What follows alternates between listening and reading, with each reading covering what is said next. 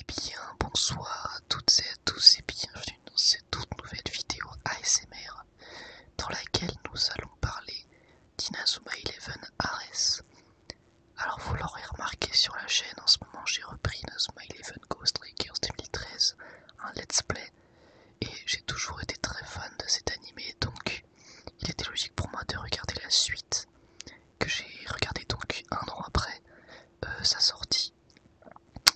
J'avais commencé à la base quand c'était sorti, j'étais grave hypé, mais après, je sais pas pourquoi j'avais relâché la série. J'ai aucune idée de pourquoi. En fait, je crois que j'avais presque oublié la série. Enfin bref, c'est bizarre. Du coup, je l'ai reprise, pardon, un an après, et je viens de la terminer. Donc, Inazuma Eleven Ares, composé de 26 épisodes, qui est la suite d'Inazuma Eleven 1. Et je précise Inazuma Eleven 1 et parce que ça ne se passe pas après Inazuma Eleven 3, ça ne se passe pas après Inazuma Eleven Go, ça se passe vraiment après Inazuma Eleven 1. Et donc je viens de terminer la série et j'ai vraiment bien apprécié cet animé. Juste avant de vous en parler, je tiens à préciser que j'ai un petit thé avec moi, donc si vous m'entendez boire, c'est normal. Et, et voilà, également j'ai mis une petite mousse sur mon micro pour voir si le son est plus agréable, donc n'hésitez pas à me dire ce que vous en pensez.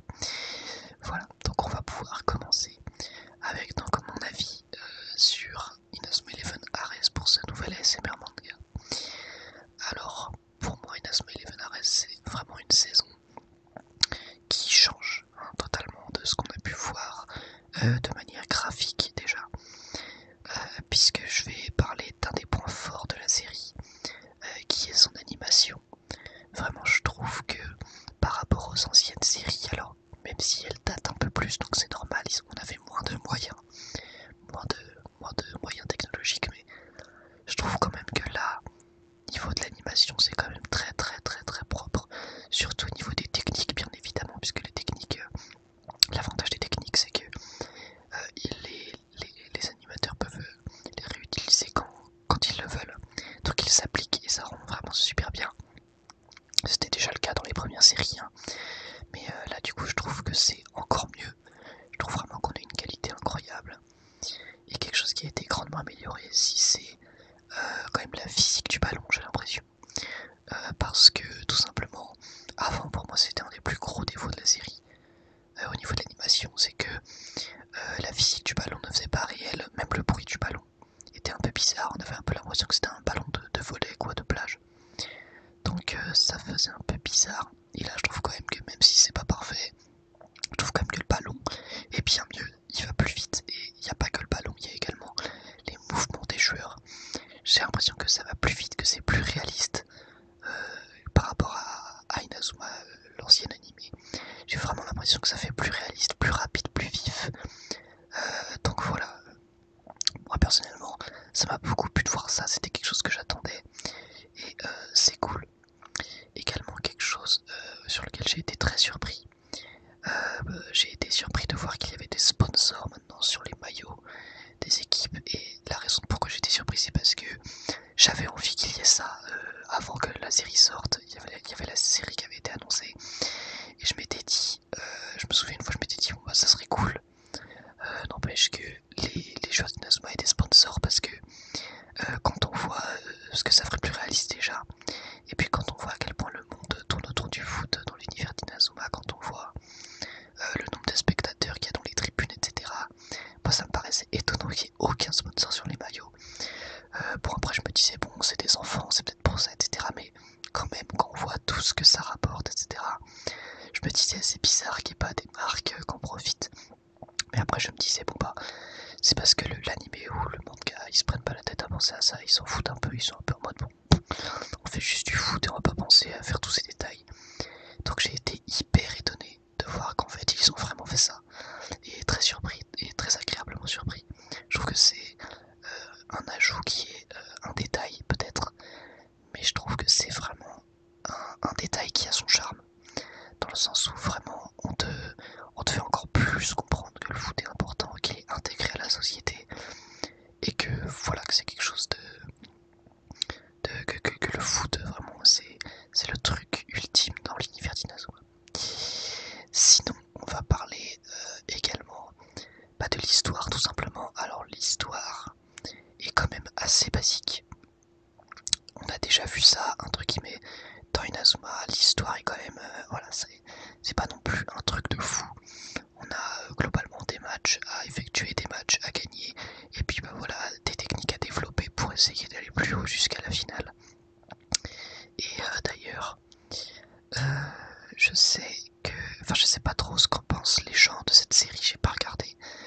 je crois que ça gave certaines personnes qu'il y ait des matchs qui soient vraiment pas très cohérents. Et je suis plutôt d'accord, c'est un des défauts de la série. C'est que certains matchs sont quand même pas très logiques. Voilà, des fois ça se termine souvent en 6 buts à 5, 5 buts à 6, etc. Et c'est un peu des buts, enfin il y a parfois certains buts qui sont un peu nuls, hein, on peut le dire, des buts qui sont nuls en faveur de Raymond. Et c'est vrai qu'un certain match, tu te dis, est-ce qu'il mérite vraiment de gagner? Je sais pas, honnêtement. Il y a vraiment des matchs qui sont discutables. Je suis tout à fait d'accord avec les personnes qui diront ça. Il y a certains matchs où c'est carrément du vol, hein.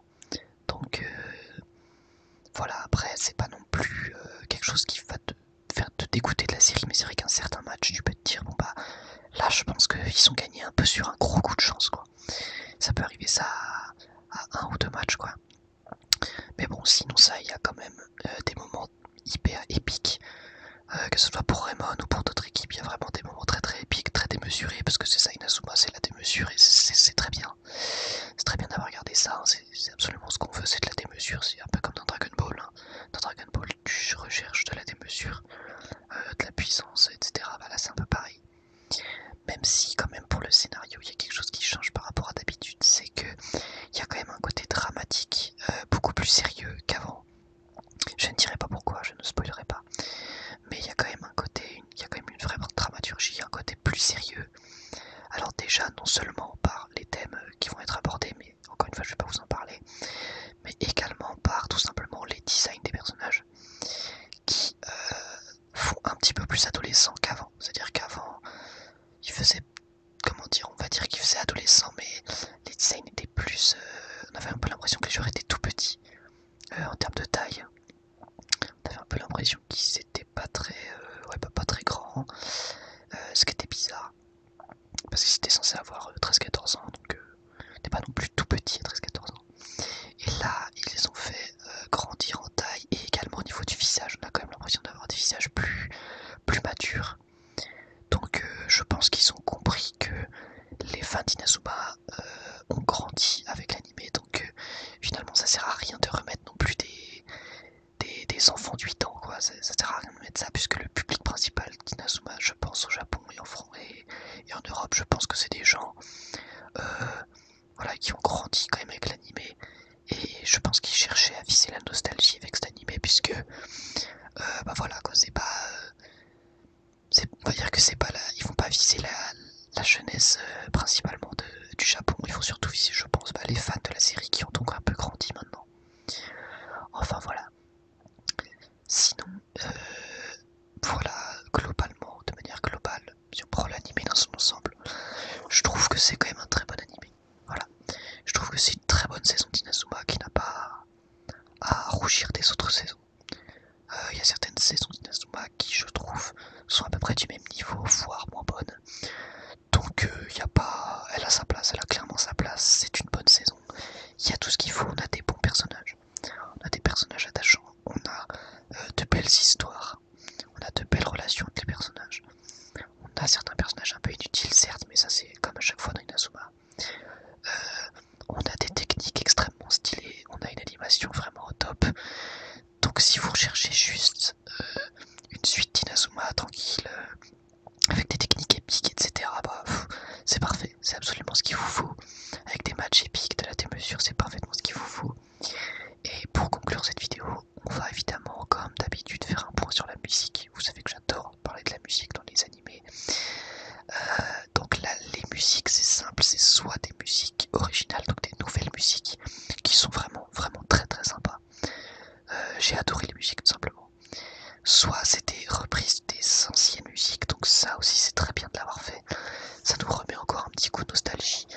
Et c'est bien parce qu'il n'y a pas que des anciennes musiques, c'est un mix des deux. Et ça, j'ai trouvé ça génial, des nouvelles musiques et des anciennes. Et les nouvelles sont vraiment, vraiment cool. Donc ça, c'était génial. Et au niveau de l'opening, bah, je le trouve très très sympa aussi. Voilà, opening vraiment cool, vraiment assez dynamique, etc. Non, franchement top. Parce que les openings, donc les génériques d'Inazuma sont réputés pour être vraiment très bons. Et il en fait partie, il est vraiment très bon également. Donc voilà, tout simplement. Je pense que j'en ai terminé.